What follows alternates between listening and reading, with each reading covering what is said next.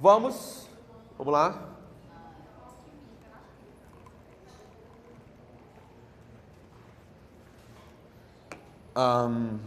Então, aí a gente falou ali sobre a história do presidente da República, né?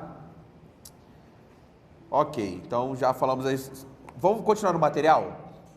A gente já leu 3 parágrafos aí, tem um 4º parágrafo, que é a jurisprudência em tese do STJ. Deixa eu só explicar como é que funciona isso aqui, olha para mim. Não são súmulas, tá? Não são súmulas. Mas são teses que o STJ fixa a partir de precedentes. Essas teses aqui, elas foram fixadas até 2015. Então a gente tem que, no caso aqui, tomar um pouco de cuidado com relação ao que fala o STF, que é até mais recente. Por exemplo, na jurisprudência em tese, o STJ fala assim, ó, os agentes políticos sujeitos a crime de responsabilidade, ressalvados os atos ímprobos cometidos pelo presidente da República e pelos ministros do STF, não são imunes às sanções por ato de improbidade do 37, parágrafo 4. Ou seja, no STJ, ele excepciona inclusive o ministro do STF. Eu te falo por quê. Tem um julgado do STJ de 2011, perdão, um julgado do STF de 2011, excluindo a incidência da improbidade para os ministros da própria corte. Só que nesse julgado mais recente, 2018, ele fala apenas, com exceção do presidente da República. Como banca gosta de copiar o que é mais recente, o que eu te recomendo? Ficar com esse julgado aí que fala com exceção do presidente da República, especialmente com o entendimento do STF sobre a matéria e porque a matéria é constitucional. Entendido? Beleza? Eu botei aí, porque pode ser que você veja em outro lugar, eu quero já logo esclarecer a questão.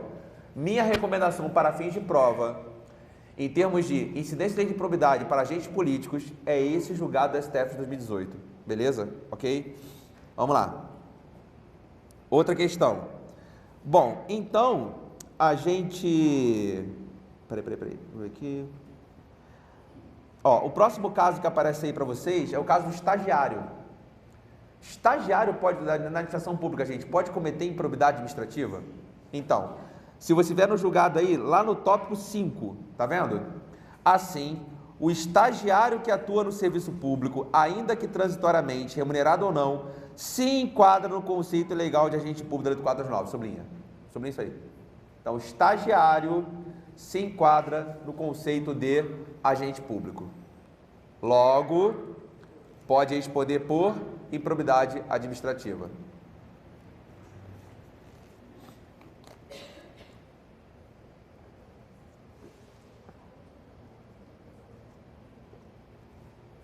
Beleza. O artigo 3º agora ele vai tratar do particular. As disposições dessa lei são aplicáveis do que couber àquele que, mesmo não sendo agente público, induza ou concorra para a prática do ato de improbidade, ou dele se beneficie de qualquer forma direta ou indireta. O Robertão saiu, né? Então, joga para mim ali, por favor, Mário. Nesse aqui. Esse garoto é um orgulho, né? Só no GE tem isso. E em BH, né? Bom, então, vamos só frisar aqui. Agentes políticos. Salvo o PR. Né? Tá? A gente tirou dele.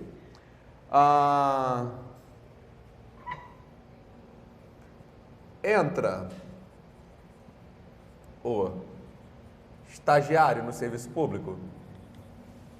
Sim. Tá, agora vamos falar do sujeito ativo no que tange ao terceiro. Aí eu tenho primeiro 2 verbos: induzir ou concorrer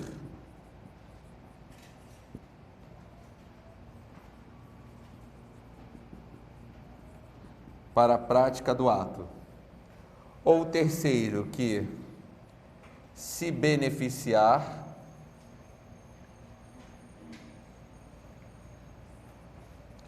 qualquer forma direta ou indireta. Aí vamos lá, me ajuda aqui.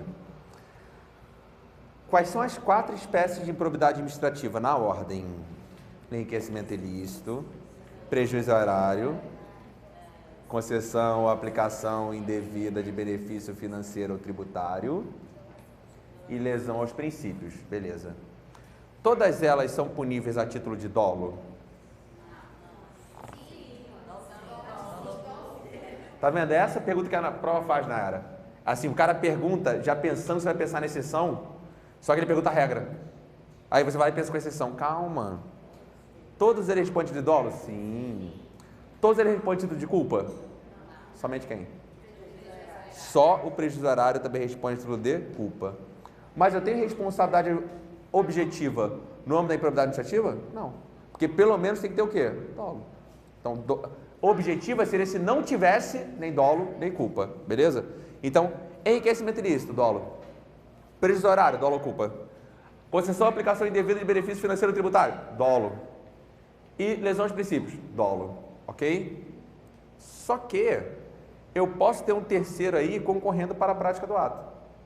Num ato de prejuízo ao erário, que o servidor pode responder a título de culpa. Entendeu a minha pergunta? Vou responder de novo.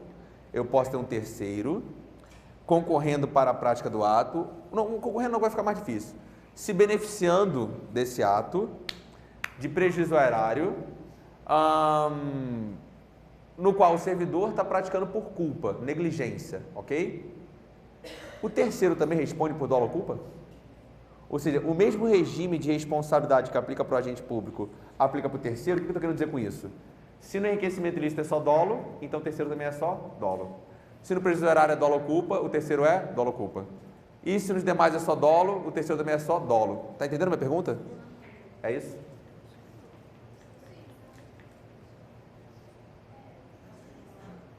Eu não falei a resposta ainda, Bruninha. Eu só olhei para você. Eu só criei um estado de tensão. Acho que não? Vamos lá, vamos repetir a pergunta. Primeira pergunta, olha para mim, olha para mim. Existe responsabilidade objetiva no âmbito da improbidade administrativa? Não, porque tem que ter pelo menos o quê? Dolo, então é subjetiva. Mas se subjetiva é sempre dolo ou culpa? Não, porque no enriquecimento ilícito é só dolo. No prejuízo erário, dolo ou culpa. Na concessão, aplicação indevida, blá blá blá, é só dolo. E na lesão dos princípios é só dolo. Tá, isso é para o agente público. E para o terceiro que se beneficiar de forma direta ou indireta? É o mesmo raciocínio? Ou seja, ele atuou a título de dolo ou dolo ou culpa no prejuízo horário? Entendeu a pergunta agora? Ou seja, a intenção dele ou a negligência dele, ou seja, é o mesmo raciocínio que aplica para o agente, aplica para o terceiro. Conclusão, se o agente público responde prejuízo horário por dolo ou culpa, o terceiro que se beneficiou de qualquer forma direta ou indireta também responde por dolo ou culpa. Mas se o agente público no enriquecimento ilícito só responde por dolo, o terceiro que se beneficiou só responde por dolo. Entendeu, Rossini? É isso? Não. O terceiro é sempre por dolo. Carvalho Filho. Então, dá vontade de falar isso, né? Dá. Fala, o regime de responsabilidade do agente é o mesmo em relação ao terceiro. Só que não é assim. Carvalho Filho diz que tudo isso aqui, induzir, concorrer ou se beneficiar, é a título de dolo. Vou botar aqui, Carvalho Filho. Oi? Por culpa o terceiro não responde, segundo Carvalho Filho. Porque ele olha para os verbos que estão ali. Se eu estou induzindo, eu não tenho como induzir alguém por culpa. Eu até concordo assim dele. Como é que eu vou induzir alguém por culpa? Pô, sem querer, querendo, eu acabei induzindo você a praticar o ato. Não, você tem intenção de induzir. Induzir, de plantar aquela ideia na pessoa, né? Olha, eu vou aqui plantar. O que você acha, cara? Chega lá e pegar um dinheirinho, a gente fazer um churrasquinho aqui. Isso é induzir. Induzir é diferente de instigar, porque no induzir você planta a ideia. No instigar, você estimula uma ideia pré-existente. Isso é direito penal, né? Então, o induzir é você plantar a ideia, a sementinha do mal. A verdade é essa. Eu não consigo ver um induzir de forma culposa. Induzir tem que ser de forma o quê? Dolosa. Eu sou filho dele. Beleza? Ok? Tá. Aí aquela pergunta clássica. O terceiro que se beneficia do ato praticado pelo agente público, ele pode responder sozinho na ação de improbidade? Não. Tem que responder junto com o agente. Olha para mim, já vou anotar. Aí eu tenho um terceiro que se beneficiou do ato de forma dolosa. Existe litisconsórcio passivo necessário entre o agente público e o terceiro? O que é o litisconsórcio passivo necessário? A necessidade de presença dos dois no polo passivo para a regularidade da relação processual. Ou seja, eu não poderia ajuizar a ação apenas contra um. Já que ele se beneficiou, tem que ajuizar a ação contra os dois. Existe consórcio? Não. Então, o que ele não pode responder sozinho. Eu posso ajuizar a ação só contra o agente ou contra o agente contra o terceiro. Eu não posso ajuizar a ação só contra o terceiro. Então, vamos lá. Agora, vamos anotar aqui. Sujeito ativo, terceiro. Desvio qualquer prática doce, deixar com a forma direta. Terceiro.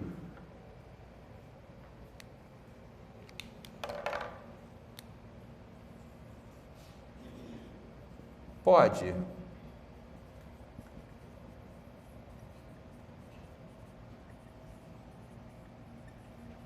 responder sozinho? Não. Terceiro, há litisconsórcio passivo necessário com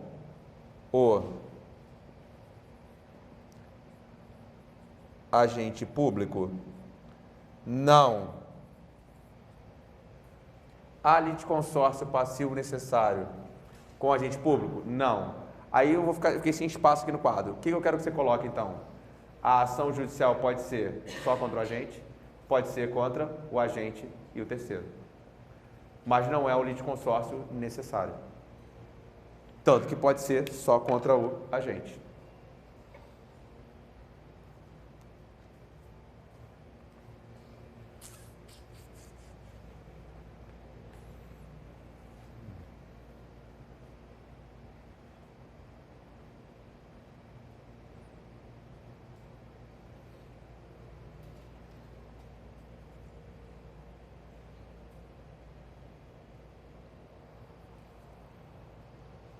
Beleza? Só contra o agente ou contra o agente contra o terceiro. Se pode ser só contra o agente, não há litisconsórcio passivo necessário. Porque se houvesse, teria que ser contra os dois, entendeu?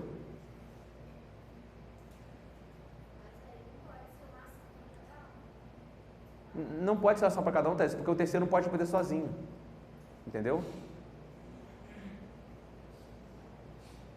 Se o terceiro tiver, o agente vai estar também. Mas se o agente tiver, o terceiro vai estar necessariamente? Não. É recíproca, não é verdadeira.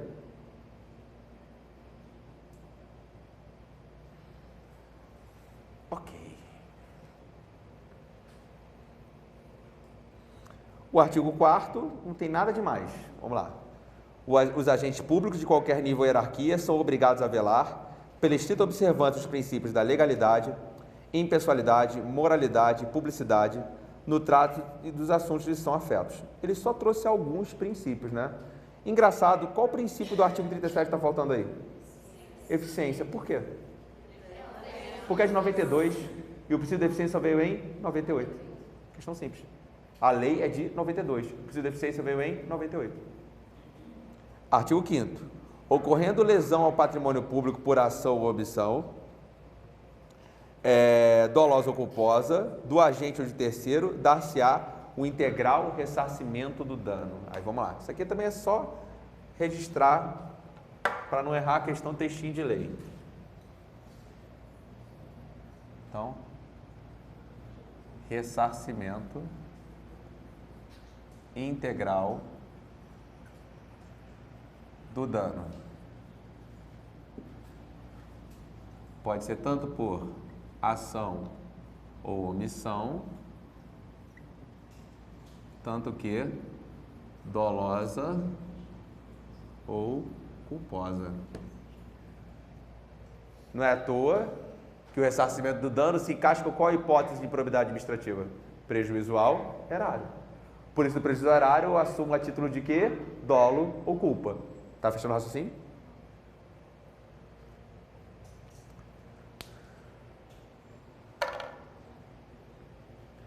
Deixa eu te contar uma coisa. Esses dias eu estava estudando, de vez em quando eu tenho esses surtos assim, eu estava estudando Direito Civil e Direito da Personalidade, né? Porque eu estava a fim de estudar, eu queria ler mais sobre o assunto. Aí eu estudo até um pouco mais aprofundado, assim, eu vou nos enunciados do Conselho de Justiça Federal, vejo as jornadas, leio uma doutrina que eu acho que é um pouco mais interessante.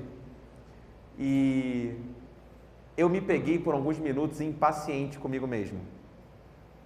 Por quê? Vamos lá, você de casa não me entenda mal, mas eu entendo muito dessa porra aqui, porque são quase 11 anos dando aula disso. Então, por exemplo, meu nível de... Esse modelo de aula que eu tracei hoje, eu tracei vindo para cá. Falei, cara, eu não vou fazer a mesma aula de sempre. Sujeito passivo, sujeito ativo, blá, blá, blá. Não. Vamos entender a estrutura da lei. Aí veio na cabeça, eu falei, vou jogar na sala, vamos ver se vai dar certo. E eu achei que deu super certo. E agora que você entende a estrutura, a gente vai começando a preencher os bloquinhos. Mas para isso, por exemplo, eu praticamente não olho o texto da lei. As coisas já estão na minha cabeça porque são 11 anos falando disso. Né? É maturidade, vem com o tempo. Aí o que eu fiz? Aí eu peguei o assunto e o meu modelo padrão. Eu sempre começo pelo código. Porque eu não vejo sentido você ler uma doutrina que fala sobre o código se você não está nem achando o código. Então, se o cara vai falar de direito da personalidade, eu tenho que ler lá o que está lá no artigo 11 e artigo 21 do Código Civil. Aí eu fui e fiz a leitura do código, né? Aí peguei o livro e comecei a fazer a leitura respectiva. Aí a doutrina vai muito além, fala das características da personalidade, como ele se manifesta, quando manifesta, blá, blá, blá, aquela história toda. Depois eu falei assim, vamos ver as questões de prova. Peguei a questão de prova, comecei a resolver as questões. Aí assim, terminei o assunto. Terminei o assunto, cara, morreu, assim, assunto estudado, top, show de bola. No dia seguinte, eu falei assim, cara, deixa eu lembrar do assunto de ontem. Eu lembrava de tudo? Não. Comecei a ficar puto comigo. Falei, pô, como assim eu não estou lembrando? Eu falei, opa, peraí, cara. Fale para você o que você fala para o teu aluno. Você viu agora. Você não vê, vamos lá, já estudei esse assunto algumas vezes na minha vida, isso é o fato, não foi a primeira vez que eu estudei direito da personalidade, mas não tem como comparar quantas vezes eu já falei de improbidade administrativa. Então, esses dias o menino me perguntou assim, como é que foi a história dele? Ah, ele mostrou o esquema de estudo dele, cara, super organizado. Ele estuda no esqueminha, ó, não é para fazer igual em casa, tá? Se fala assim, o cara não quer fazer igual. Aquele esquema dos 50/10, 50 minutos de estudo, 10 minutos de intervalo. Tem gente que funciona desse jeito, né? Ele faz vários blocos ao dia assim. Mostrou o resultado das questões, acertando bem os assuntos, conversei com ele sobre os temas, o cara, assim, vê que ele está dominando a matéria, mas ainda erra os detalhes, né? Aí falou a mesma coisa para mim, pô, Sobral, ficou puto da vida, porque tem uma coisa errada no meu processo de revisão. Eu falei, errado? Eu falei, cara, eu não estou conseguindo ver nada de errado aí. O que está errado? Ele, não, porque chega na hora de revisar eu não lembro. Ou, chega na hora das questões eu não lembro. Eu falei, não, mas não é porque está errado, é porque ainda não está maduro. São coisas distintas. Aí eu peguei o meu caso e mostro, ou seja, isso aqui, cara, eu vou falar, sei lá, de olho fechado. Tá tudo aqui, ó, sai no automático. Se eu pegar algum outro tema que eu não tenha tanto contato, eu vou precisar ler algumas vezes até que aquilo comece a entrar na minha rotina. E aí, essa maturidade, por exemplo, se eu hoje tivesse que estudar para um concurso, vamos lá, o que eu faria? Eu deixaria de estudar administrativo e constitucional? Não. Só que eu ia só fazer assim, ó, ia dar aquela passada, né, para ver se o negócio está fluindo ainda, ver se eu não esqueci nenhum detalhezinho, porque eu posso esquecer um prazo, por exemplo. Imagina, prazo é um negócio que você esquece. Puta, esqueci qual o prazo do recurso da lei 974, agora não lembro se são 10 ou 15 dias. E agora? Eu vou ter que abrir a lei e vou ter que dar uma olhada. Mas aquilo eu vou fazer o quê? Uma leitura rápida, só para lembrar. E, velho, negócio de direito penal, concurso de pessoa, não faço ideia do que é essa porra. Aí eu vou ter que a paciência, vou ter que parar, primeira coisa, vou ler a lei. Depois eu vou pegar uma doutrina que eu acho que seja adaptável àquela história ali. Eu vou pegar as questões de prova e vou ver como o negócio cai na prova. Aí eu vou ver, ó, isso aqui cai na prova, só decorebinha, ponto final, top, beleza. Não, esse aqui cobra até súmula, cobra jurisprudência. Pô, então tem que estar atento na súmula também. O que eu faço? Então eu vou lá no STJ, aí começo a pegar as súmulas, conecto no material. Só que para um cara como eu faço isso rápido. O aluno, para fazer isso sozinho, ele se perde no mar de informações, né? Por isso que eu estou aqui para te ajudar nesse sentido. Mas assim, tenha essa honestidade em termos de processo de maturidade contigo, de você identificar, acho que determinados assuntos, por exemplo, gente, para vocês é muito óbvio, mas como eu pego muito aluno iniciante, É assustador para o cara a casa é asilo inviolável, ninguém nela podendo penetrar sem consentimento do morador, salvo flagrante delito, deságio de prestar socorro durante o dia por ordem judicial. Eu já reparei assim, turma do cara está começando a estudar, aí eu falo assim na sala, o cara fica assim. Ele catuca o colega do lado. Cara, o cara sabe o artigo de cabeça. Pô, mas se eu não soubesse esse artigo de cabeça, né, malandro? Quantas centenas de vezes eu já falei esse artigo na minha vida? Tem alguma coisa demais saber esse artigo de cabeça? Não. Não tem nada demais. É o processo, é o tempo, é a maturidade que vem assim.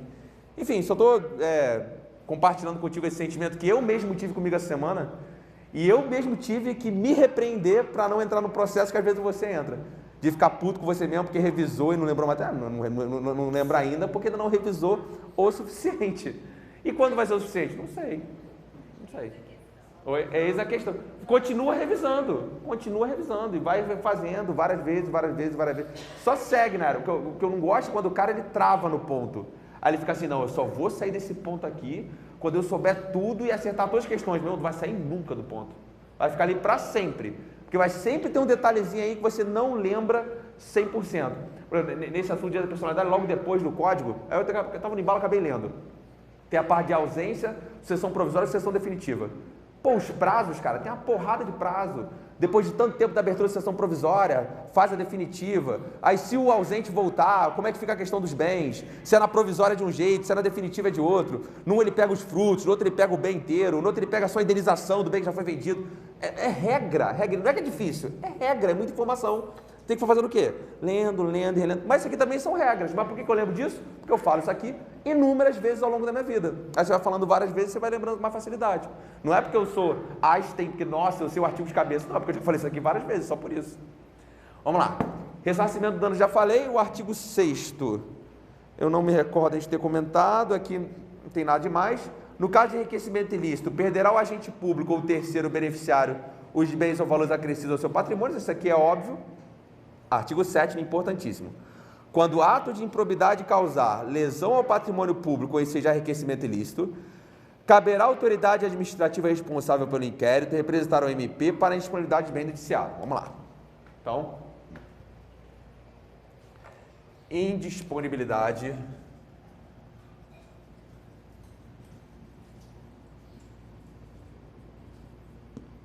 de bens.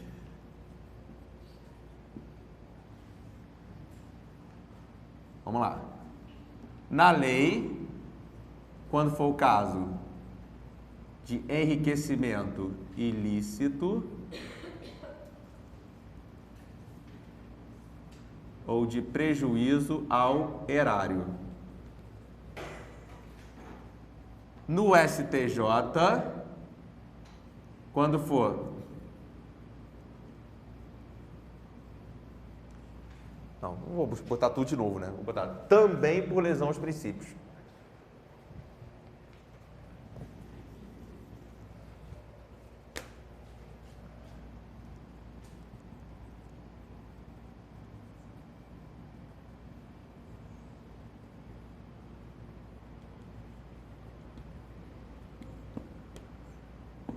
Também por lesão aos princípios. E Sobral, em prova, eu tenho uns precedentes um pouco mais antigos, assim, 2015 para lá. FCC sempre cobrou letra de lei. CESP, STJ. Olha para o enunciado da questão. Se pedir conforme jurisprudência, eu quero que você marque isso aqui. Que também se aplica na hipótese de lesão aos princípios. Como é que funciona a questão do procedimento?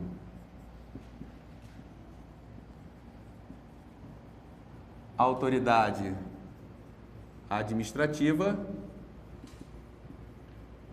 requer ao MP, o MP requer ao judiciário a medida. Então, a autoridade administrativa requer ao MP, para que o MP requeira ao judiciário a medida. Eu vou aproveitar e já vou colocar aqui indisponibilidade de bens versus sequestro. A indisponibilidade de bens está prevista no artigo 7º. O sequestro está previsto no artigo 16.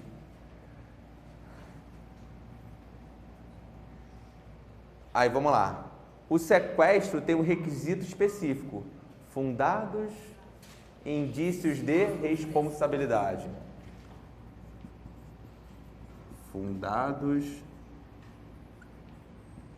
indícios de responsabilidade. E no texto da lei aqui, no texto, o sequestro, enriquecimento ilícito, lesão ao erário e também lesão aos princípios? Vê lá no 16 para mim.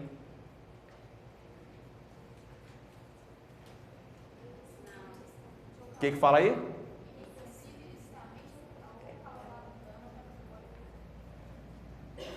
Hipóteses.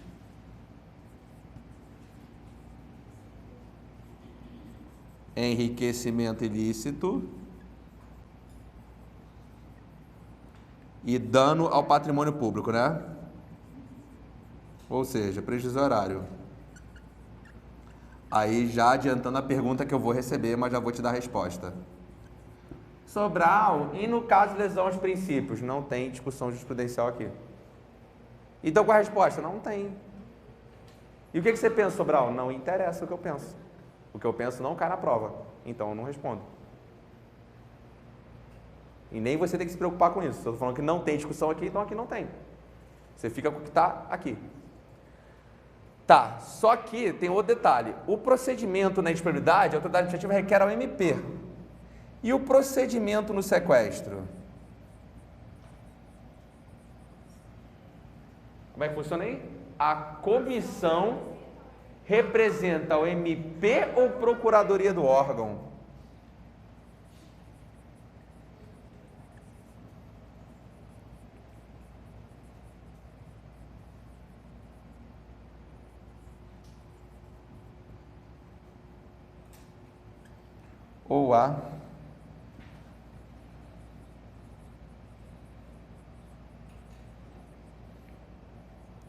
Ou a procuradoria do órgão.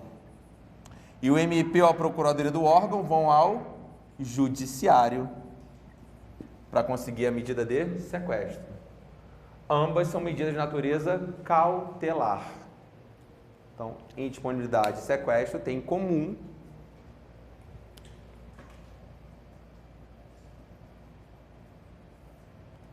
ambas são medidas de natureza cautelar. Só que o procedimento é diferente, fundamento aqui é diferente.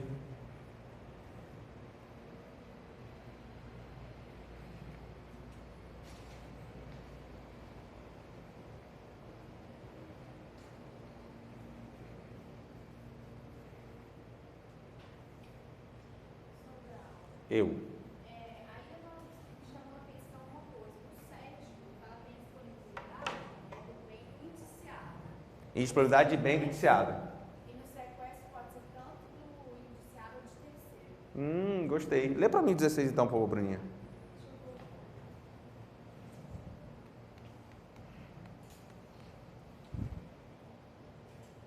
Eu queria ler o caput todo.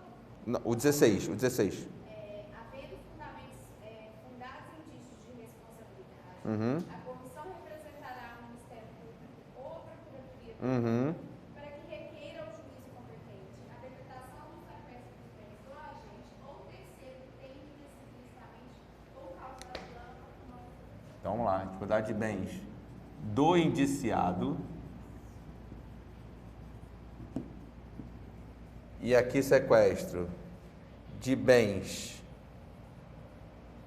Desculpa, Bruninho. Do agente. Ou terceiro que tenha explicitamente ou causado dano. Lê para mim a redação, por favor.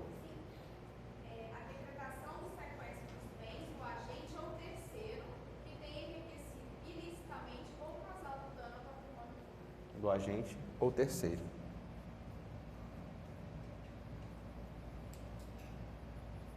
E as hipóteses são as duas aqui, né? De enriquecimento ilícito ou dano ao patrimônio público. Boa. Gostei. E para a gente fechar esse quadrinho aqui, dá para colocar nesse cantinho, só para a gente falar do artigo 8º. Antes de eu ler essa jurisprudência aí. O artigo 8º fala assim: o sucessor daquele que causar lesão ao patrimônio público ou se enriquecer ilicitamente está sujeito às combinações dessa lei até o limite e valor da herança. Então,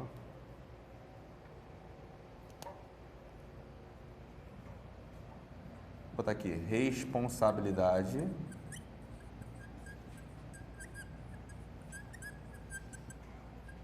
do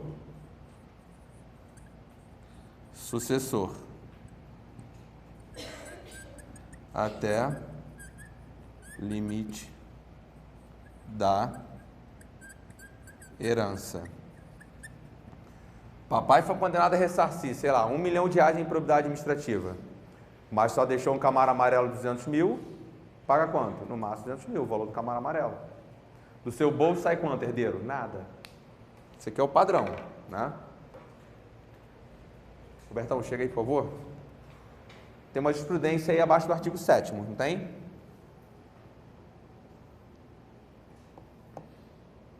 Vamos ver o que tem de interessante aí. Ó. Primeiro, jurisprudência em tese do STJ. Na ação de improbidade, a decretação de disponibilidade de bens pode recair sobre aqueles adquiridos anteriormente ao suposto ato, além de levar em consideração o valor de possível multa civil como sanção autônoma. Então, vamos lá, que pode causar uma confusão danada aqui nessa história. Olha para mim que agora, ó, eu vou fazer uma linha do tempo e vou botar um marco temporal aqui, tá? A linha do tempo está correndo para lá. O ato foi praticado na... Tá pegando o copo aqui, Roberto? O ato foi praticado nessa data, a linha do tempo corre para lá. Esse celular foi adquirido antes do ato de improbidade. Esse relógio Rolex de R$50 mil, ó, chique, foi adquirido depois da prática do ato de improbidade. Então, o celular foi adquirido antes, o Rolex foi adquirido depois. A autoridade administrativa representa o MP para decretar a indisponibilidade de bens do indiciado. Certo aqui? Pega tanto o celular como o Rolex? Sim. Esse Rolex foi adquirido em virtude de recebimento de propina. O celular tem como ter sido em virtude de recebimento de propina? Não, porra, porque ele é antes do ato, como é que ele vai ser? É possível a decretação da pena de perda de bens? Sim, já vimos hoje, não viu? Perda de bem, não tem perda de bem no quadro? Tinha. Alcança o celular e o Rolex?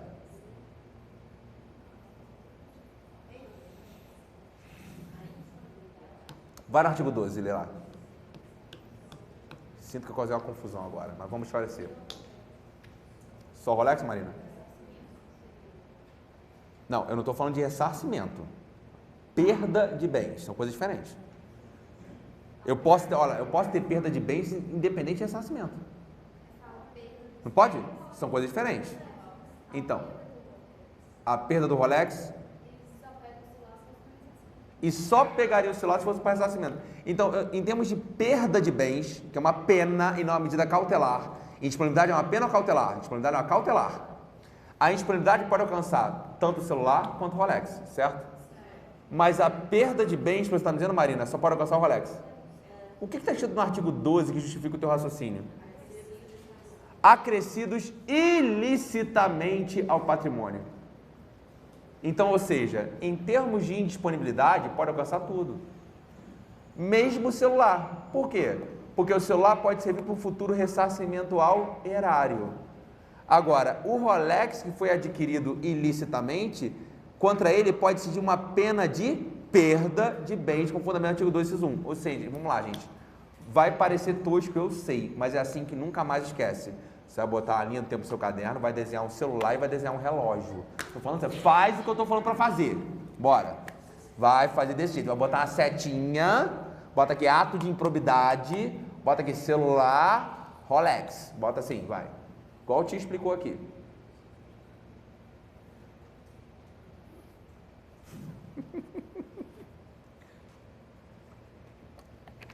Vou passar em cada mesa para ver o desenho.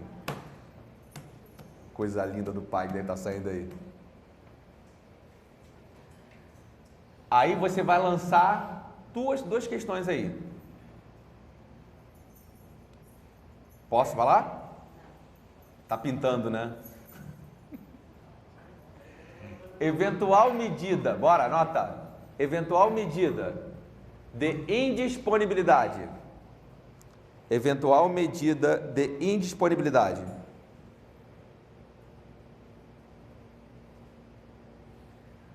Alcança o celular e o relógio? Eventual medida de indisponibilidade. Alcança o celular e o relógio? Sim ou não? Sim. Lança embaixo outra. Eventual perda de bens. Eventual perda de bens.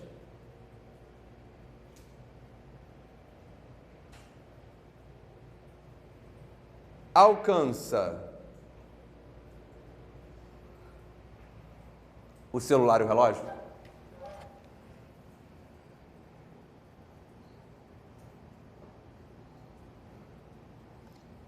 Sim ou não?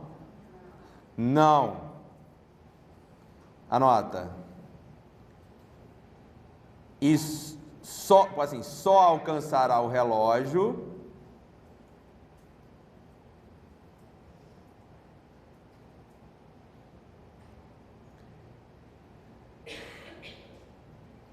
se o bem foi adquirido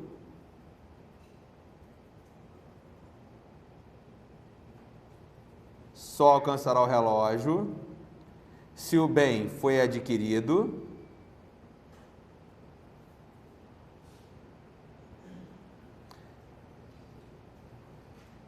Não, peraí. Como é que a lei fala? A perda dos bens acrescidos ilicitamente. Se o bem foi acrescido ilicitamente ao patrimônio. Põe assim, igualzinho a lei. Se o bem foi acrescido ilicitamente ao patrimônio. Artigo 12. O 6 também fala, né?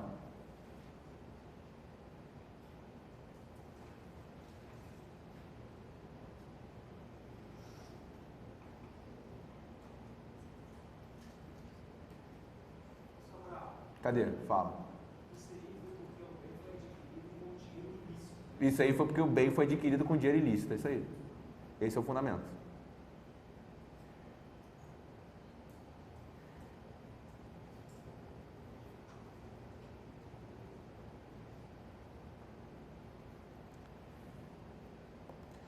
Foi, gente? Vamos lá, vamos seguir.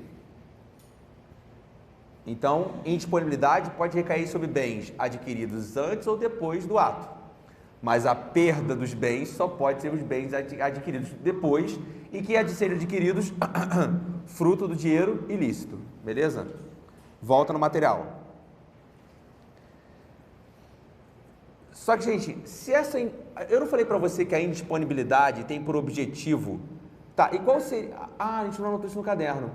Eu acho que seria relevante anotar, não anota ainda. Botar assim, e qual seria a razão da indisponibilidade alcançar bens anteriores? Garantia eventual, ressarcimento erário e multa civil. Anota. E qual seria o fundamento? E qual seria o fundamento?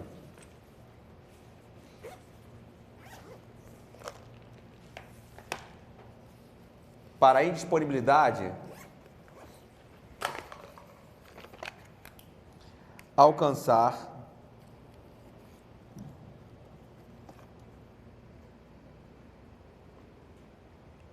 bens anteriores ao ato.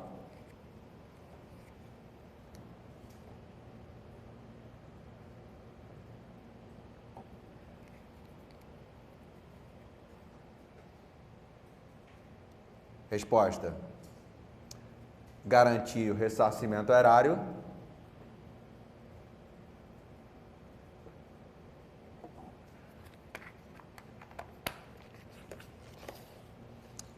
e eventual multa civil.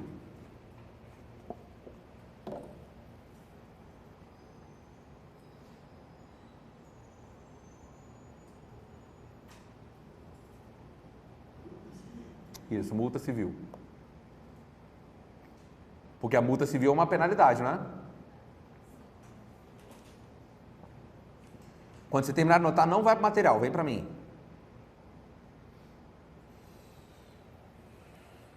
A indisponibilidade alcança bem específico ou todo o patrimônio? Todo o patrimônio. Diferente do sequestro, alcança bem específico. Beleza, top. No que você apertou o botão da indisponibilidade, você concorda comigo que você travou que o indiciado faça qualquer operação de compra e venda de bem imóvel, concorda comigo? E se ele tiver apenas um imóvel para fins de residência? Esse imóvel tem natureza de quê? Bem de família. E bem de família pode ser penhorado? Regra? Não. A Lei 8.009, em regra, não admite penhora do bem de família. Tem as exceções lá. Logo, a medida de indisponibilidade pode recair sobre o bem de família? Entendeu o problema que eu estou causando aqui? Não atinge nada. A indisponibilidade o quê? Só vai bloquear dele vender, não vai vender. Só vai bloquear dele vender, exatamente. Eu estou tirando ele da posse do bem? Eu estou tirando do uso e gozo do bem? Não. Lê o próximo julgado aí comigo. Vamos lá. O que ele fala? Processo civil agravo interno, improbidade administrativa, decreto de disponibilidade bem de família, possibilidade. Por que pode? Porque eu não estou decretando a penhora. Eu estou apenas dizendo que ele está indisponível.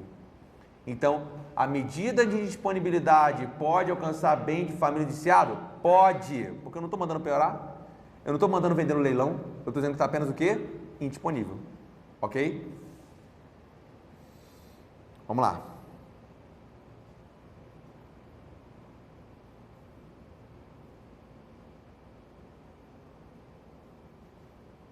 O próximo julgado a gente já falou, está repetido, que é que a indisponibilidade pode alcançar bens anteriores.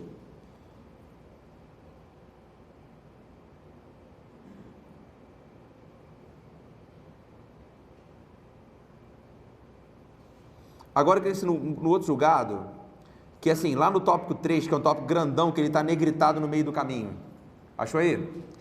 Vou lá no negrito, quando ele fala assim: no comando do artigo 7º da Lei 8429, verifica-se que a indisponibilidade de bens é cabível quando o julgador entender presente forte indício de responsabilidade na prática de ato de improbidade causa dano ao erário. O importante é isso aqui que já cai em prova, ó.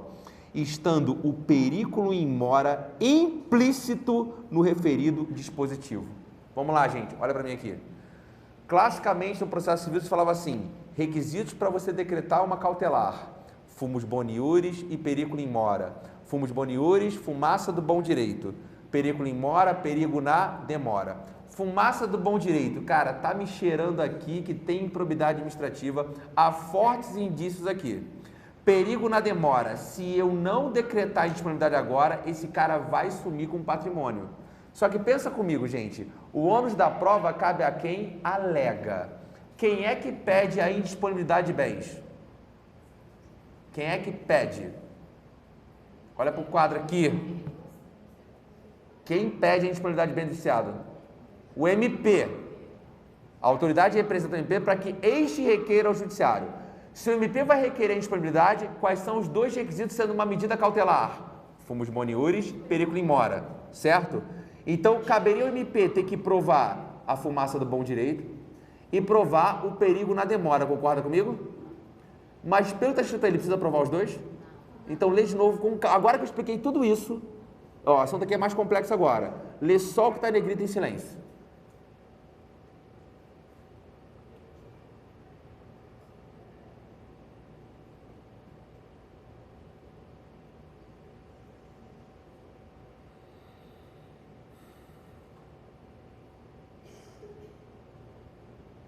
E aí, deu para entender? Ou seja, dos dois requisitos da cautelar, qual que o MP precisa aprovar? Só fumus boniuris. Ele precisa aprovar perigo na demora? Não. Deu para entender isso aqui? mas vamos anotar mesmo assim?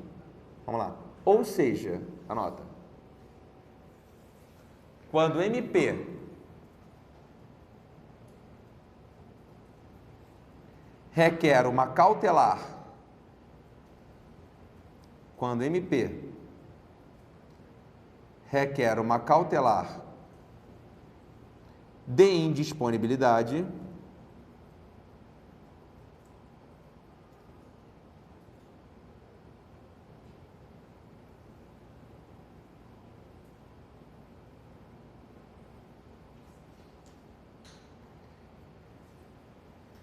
dois requisitos são exigidos.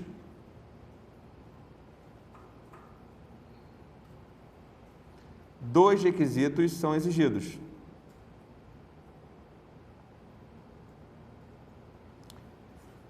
Dois pontos. Fumus, F-U-M-U-S, boni iuris. Boni, B-O-N-I mesmo. Boni. Iuris. Fumus boni iuris, entre parênteses, fumaça do bom direito. Fumaça do bom direito.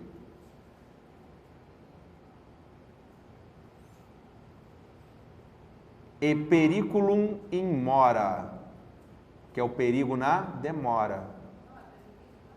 Não, calma. Esses são os dois requisitos da cautelar. Essa é a regra. Entretanto, cabe ao MP provar apenas o quê? Fumus boni iuris. Porque o periculum in mora é o quê? Presumido. Pronto, é isso. Entretanto, cabe ao MP provar apenas o fumus boni iuris. Pois o periculum in mora é presumido.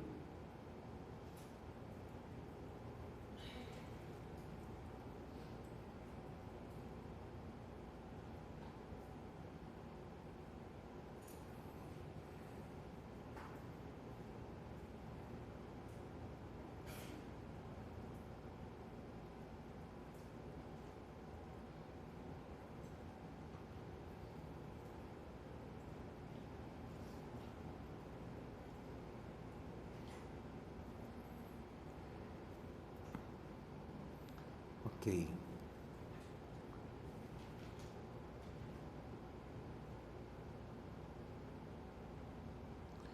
Passa esse julgado aí.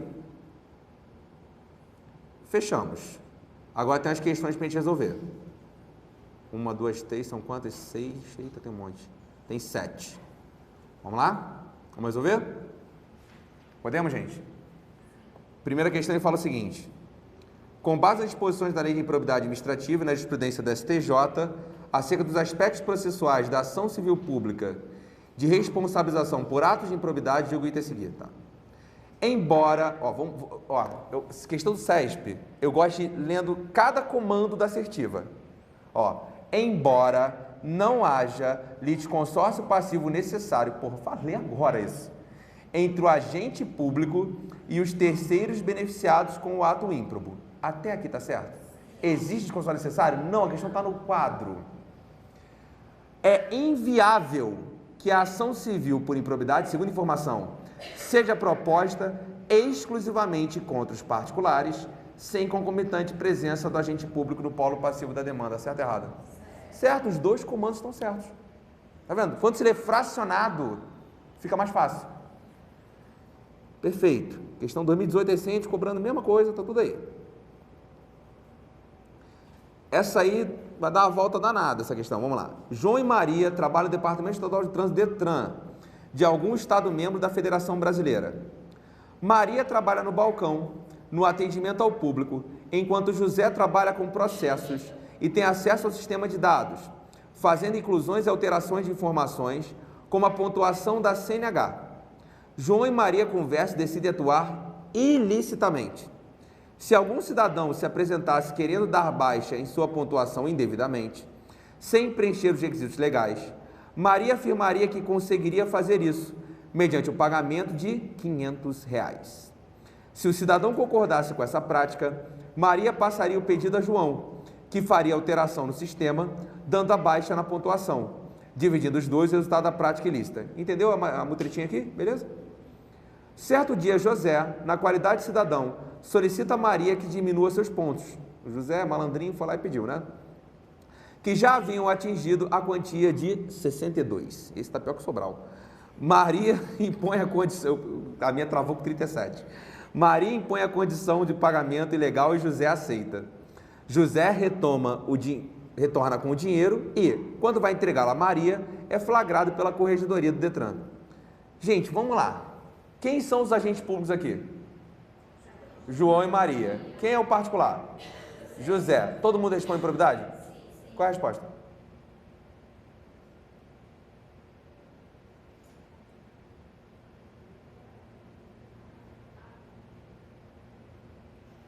Eu sei que você leu a A, mas está lendo o resto, né?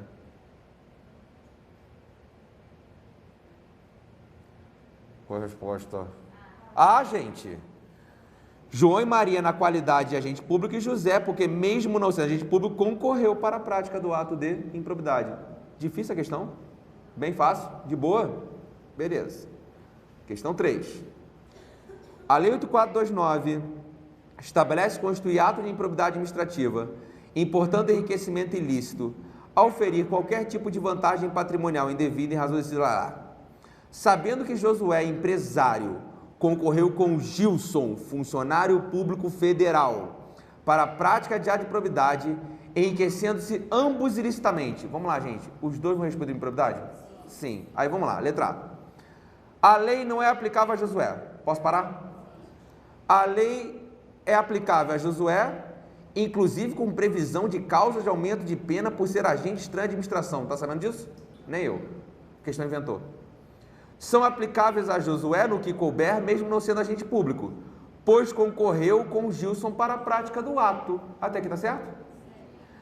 Todavia, não atinge de maneira alguma seus sucessores. Atinge o sucessor? Até o limite da herança, está no quadro. D. São aplicáveis a Josué no que couber, mesmo não sendo agente público, pois concorreu com Gilson para a prática de ato de improbidade, observando-se em razão do enriquecimento ilícito, podendo ser atingido o sucessor até o limite do valor da herança.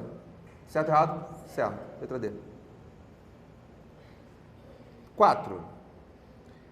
A respeito dos atos de improbidade administrativa, é correto afirmar com base na 8429 que, letra A, estão sujeitos às penalidades dessa lei quando praticados contra o patrimônio de entidade que receba subvenção de órgão público. Vou parar aqui. A lei de improbidade administrativa se aplica quando praticado contra o patrimônio de entidade que receba subvenção de órgão público. Certo ou errado? Subvenção, benefício ou incentivo fiscal credtício. Continua. Limitando-se, nesses casos, a sanção patrimonial à repercussão do ilícito sobre a contribuição dos cofres públicos. Certo ou errado? Por isso que eu falei para você ir para casa cantando isso aqui. Limitada a sanção patrimonial à repercussão do ilícito sobre a contribuição dos cofres públicos. Tem que saber. Letra A está certa, mas eu quero o erro das outras. Letra B. Se reputa agente público, vamos pular. Vamos lá. Todo aquele que exerce por nomeação, designação, contratação, mandato, cargo, emprego ou função em instituição pública. Até aqui está certo? Desde por vínculo permanente. Ainda que em caráter o quê? Temporário ou transitório. Os agentes públicos de qualquer nível e hierarquia são obrigados a velar pela estrita observância dos princípios da legalidade, impessoalidade, moralidade e confidencialidade no trato dos assuntos que são afetos. Quem está errado aí? Confidencialidade. Como é o nome do princípio? Publicidade. D. O sucessor daquele que causar lesão ao patrimônio público ou se enriquecer ilicitamente está sujeito às combinações dessa lei, independente do limite do valor da herança. No limite da herança. No caso de lesão a princípio administrativo, perderá o agente público ou o terceiro beneficiário ou os bens ou valores acrescidos ao seu patrimônio. Tá no quadro, aí você me magoa. Gente, a perda dos bens e o ressarcimento é no caso de lesão a princípio? É no caso de enriquecimento ilícito ou dano ao erário. Por que você travou nessa? Tá tudo bem ou só tá ficando cansado? De boa, gente? Vamos lá. Questão 5. Suponha que tenha sido interposta ação de improbidade administrativa em face de diretor de uma empresa no qual o Estado de Alagoas detém participação acionária minoritária, apontando a ocorrência de prejuízos financeiros da companhia em fase da realização de investimento em projetos deficitários. A inicial da ação judicial aponta ainda a responsabilidade de secretários de Estado na formatação de tais projetos e possível conluio com o diretor da companhia para aprovação societárias correspondentes. Vamos lá, gente. O Estado participa de forma minoritária dessa empresa. Essa empresa é um sujeito passivo de improbidade? Sim, porque o Estado concorre com menos de 50% da receita anual. Vamos lá. O secretário de Estado é agente público? Pode pedir por improbidade? O diretor, que é o particular e está concorrendo para o ato, pode pedir por improbidade? Então vamos ver a letra A. A referida demanda afigura-se a cabível tanto em face do diretor como dos secretários de Estado, limitando-se a sanção patrimonial à repercussão do ilícito sobre a contribuição dos cofres públicos da companhia. Certo ou errado? Certo. 6. João, técnico judiciário do Tribunal de Justiça do Estado do Ceará, recebeu para si a quantia de R$100 mil em dinheiro, a título de comissão propina de Maria, pessoa que tinha interesse direto que poderia ser atingido por omissão decorrente das atribuições de João. Conforme acordado previamente com Maria, João deixou de realizar atos funcionais que viabilizariam a penhora em desfavor dela, que figura como executada em determinado processo judicial. Ou seja, pagou uma propininha lá para poder se dar bem. Vamos lá, gente. Letra A. João e Maria praticaram ato de probidade administrativa. O primeiro, João, na qualidade de agente público, e a segunda como particular que concorreu e se beneficiou do ato. Certo? 7. Sob a lei de improbidade é correto afirmar: o sucessor daquele causar lesão ao patrimônio público ou se enriquecer ilicitamente não está sujeito às combinações da lei. Está até o limite da herança. As disposições da lei são aplicáveis no que couber àquele que, mesmo não sendo agente público, induza ou concorra para a prática do ato de improbidade ou dele se beneficie de sob qualquer forma, direta ou indireta. Certo ou errado? Certo. Quero o erro das outras. Não se reputa agente público, para os efeitos dessa lei, aquele que exerce transitoriamente sem remuneração, mandato, cargo, emprego ou função nas entidades que recebam subvenção, benefício, incentivo fiscal ou creditício de órgão público.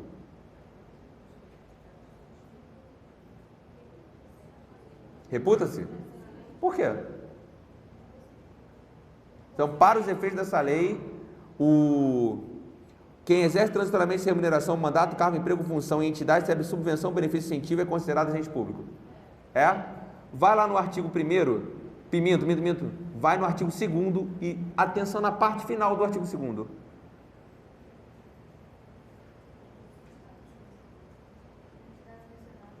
Entidades mencionadas aonde? No artigo anterior. Então, ou seja, o conceito de agente público é amplíssimo. Pega até a galera lá da entidade, recebe subvenção, benefício, incentivo fiscal, creditício. Gente, esses caras, na aula de agente público, esse cara é agente público? Não. É só aqui para fins de improbidade administrativa. Vamos lá. D. Estão também sujeitos às penalidades desta lei os atos de improbidade praticados contra o patrimônio de entidade cuja criação ou custeio o erário haja concorrido ou concorra com mais de 70% do patrimônio ou da receita anual. Mais de 50%. Quando o ato de improbidade causar lesão ao patrimônio público ou ensejar enriquecimento ilícito, caberá à autoridade administrativa responsável pelo inquérito representar o poder judiciário para a indisponibilidade de bem do indiciado. Representar ao Ministério Público para que esse requeira a indisponibilidade de bens. Então o gabarito ficou letra B. Agora olha só, eu vou te passar um deverzinho de casa que eu sei que você não vai fazer, né? Mas eu vou passar mesmo assim. Eu não vou ficar aqui lendo as hipóteses do artigo 9º, do artigo 10 e do artigo 11. Isso aí é leitura, é decoreba, tá? Eu gostaria muito que você fizesse essa leitura desses dispositivos, porque depois eu tenho uns julgadinhos para comentar com vocês aqui, e você vê que depois de todos esses artigos, eu tenho da questão 8 até a questão 11 para resolver. Você tem aí 4 questões para poder resolver, tá? Se você já tiver feito a leitura, vai ficar mais fácil da gente responder isso aqui direto. E depois também, dá a lida já no artigo 12 para ver quais são as penalidades aplicáveis. Essa eu vou botar no quadro, tá? Mas pelo menos se você puder hoje dar uma paradinha de 10 minutinhos, só para ler, porque eu não vou ficar lendo isso aqui em sala de aula. Para quando eu chegar aqui amanhã e dar continuidade, eu já fazer logo essas questões e seguir na aula. Porque o que eu vou trabalhar mais mesmo, que dá mais trabalho, é a parte do processo judicial de improbidade administrativa. Beleza? A gente fica por aqui. Beijo, até amanhã.